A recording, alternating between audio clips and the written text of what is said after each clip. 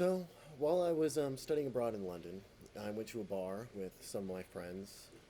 This bar was called O'Neill's. This bar had like four different levels.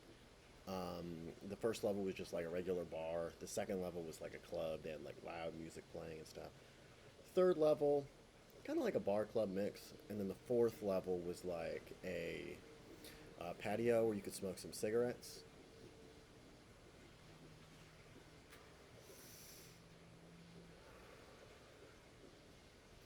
So, while I was there, I met this girl. She was fairly cute, and she said that she was from Germany. So I was just spending this time talking to this German girl that was just visiting London for a little bit.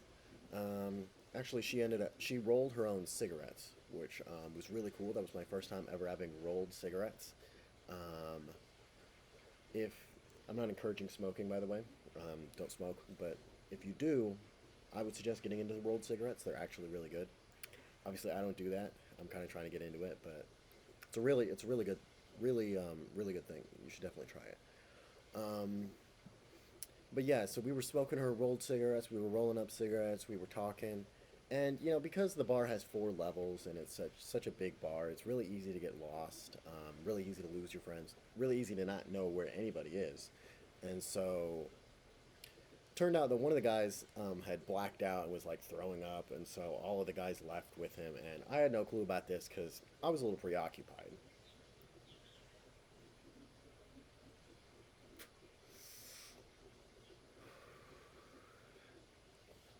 But I end up getting done with that.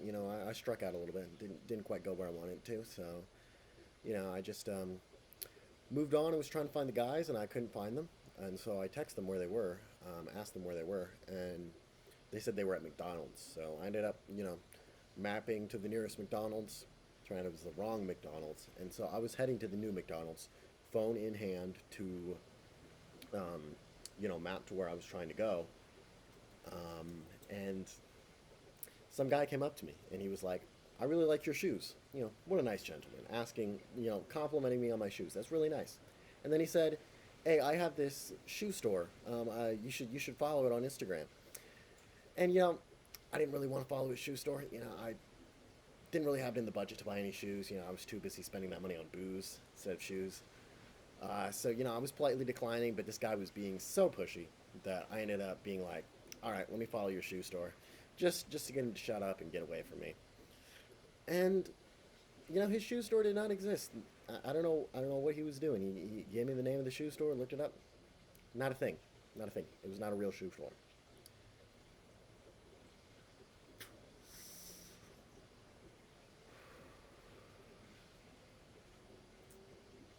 But what was real was his friend who was trying to steal my phone. So he grabs my phone and starts running away from me. This random guy, I couldn't even see anything of him. He's dressed in all black, as criminals tend to do, cover of night and all that.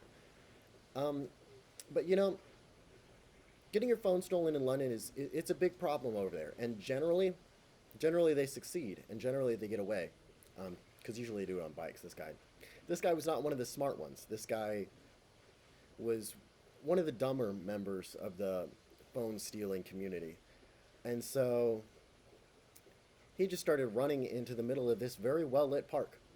And so, of course, I start running after him. I'm yelling out, "Hey, he stole my phone. Somebody get him. Somebody get him." And it worked out. The cops, or it actually wasn't cops, it was the security, ran after him. And a few blocks away, they ended up getting him. He was quite a fast fellow, but shout out to these security guys. They were on their feet trying to get that guy, and they got him. And so I go over to where they are, um, go over to where they have the guy detained, and they're just talking to me, making sure that it's the guy, just going over some things. That's how it is. The cops have to go over stuff, when they're arresting somebody, when charges are being filed.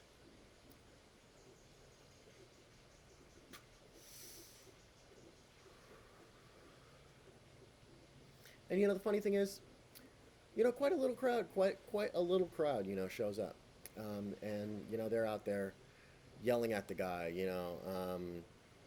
being like, oh, London's supposed to be safe. Why are you doing this? And I had told them that I was, just a guy studying abroad there in London, an American, who showed up to London to study abroad and try to take in the city. And they were getting quite angry at this fellow that he was making my experience not good. And I had a pretty good experience in London, but it was a little bit odd, because this was like 2 weeks after I got there, and this whole thing was going on. So probably not the best moment of my time there, but one of the more interesting ones.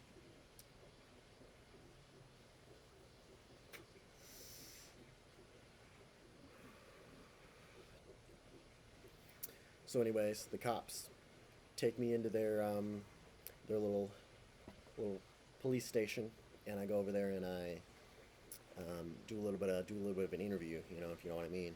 They're interviewing me, and they do that for several hours. It was really really long, and it was like very exhaustive in detail, which makes sense. Like they got to get all the details right, but geez, man, they were asking me about every little thing for like 3 hours. It was like 4 a.m. by the time I got out of there. I was just trying to go to sleep. All of my friends were long gone. Um, had to find my way. Had to find my way back over to my apartment on the tube. My apartment wasn't on the tube, but I had to use the tube to find my apartment. Um, I don't think the tube has apartments. I don't think you can get a tube in the London or get an apartment in the London subway. You know, unless you're homeless. I guess the homeless people kind of do that sometimes. But that's not really a problem in London. Not as much as in New York. You know, you ever be in New York is like every other person's homeless. Not the deal in London. Not really like that over there. You know, I guess it says a little bit of something about America.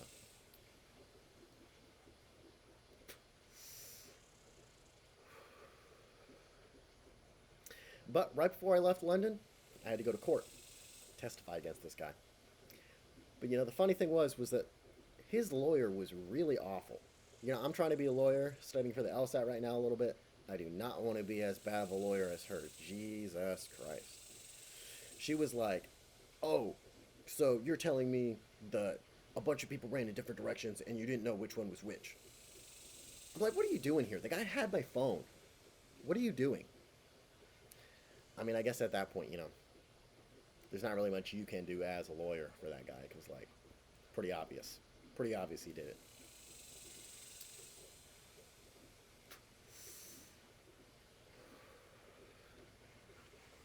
But after I got back, I got an email saying that the guy has been sentenced to prison. So, somewhere out there in the London penitentiary system, there is a guy who is in prison because of me. You know, when you get out, if you're the guy watching this,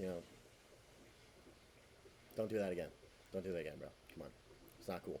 Not cool. Get a job. Anyways, y'all have a good day.